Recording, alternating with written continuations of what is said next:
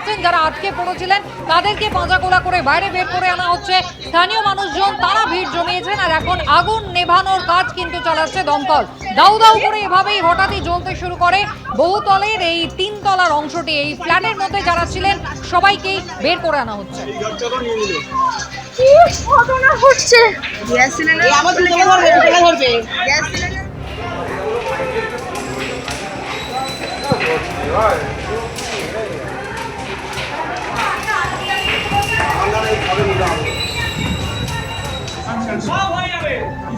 আপনি কি হাঁটতে পারবেন না?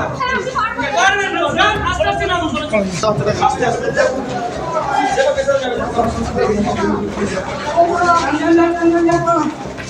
কিচ্ছু হবে না। কি আপনি জানেন এখন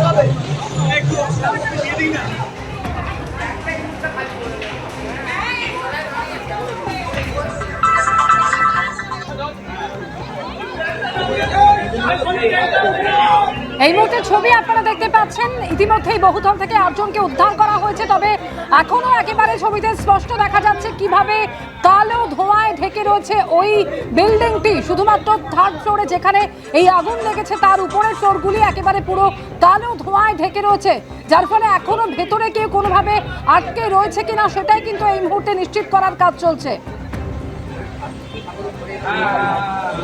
সুমিত হালদার রয়েছেন আমাদের সঙ্গে এই মুহূর্তে। সুমিত, ঠিক যে জায়গায় আগুন লেগেছে 3 তলায়, দমকল কি সেই জায়গা অবধি পৌঁছতে পেরেছে?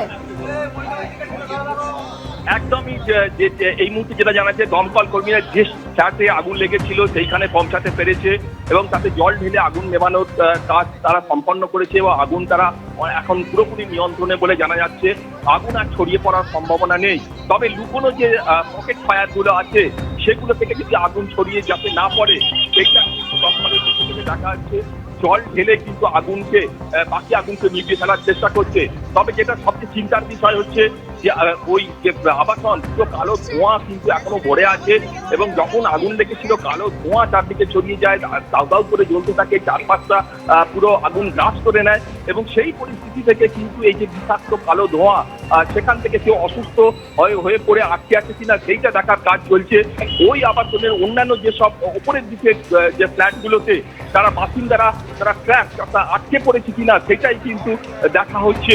এবং এই মুহূর্তে যেটা দেখা যাচ্ছে, যাদেরকে অসুস্থ হয়ে পড়েছিলেন বা যারা আটকে পড়েছিলেন তাদেরকে কিন্তু প্রথমে মই দিয়ে পরে সিঁড়ি দিয়ে নামানোর চেষ্টা করা হয় এবং তারপরে একে একে সিঁড়ি দিয়ে বিশেষত বয়স্ক মানুষের সিঁড়ি দিয়ে ধরে ধরে নামানো হয় এবং কোলে করে পাঁজা করে তাদেরকে নামানো হয় এবং তাদেরকে হাসপাতালের উদ্দেশ্যে নিয়ে যাওয়া হয়েছে।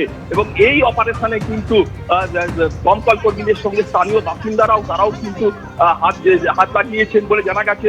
এবং এই মুহূর্তে শেষ পর্যায়ে কাজ চলছে যে ওখানে কেউ আটকে পড়েছে কিনা। তবে পাশের যে আবাসন সেখানে আগুন ছড়িয়ে পড়ার সম্ভাবনা আপাতত আর নেই বলে দমকল কর্মীরা মনে করছেন।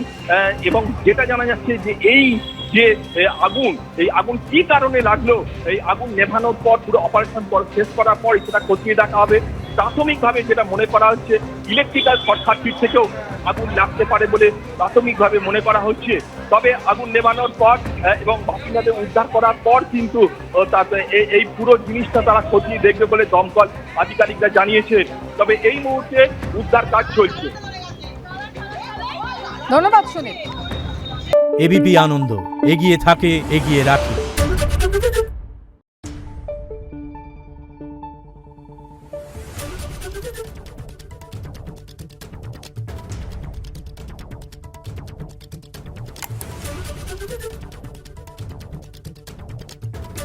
Thank you.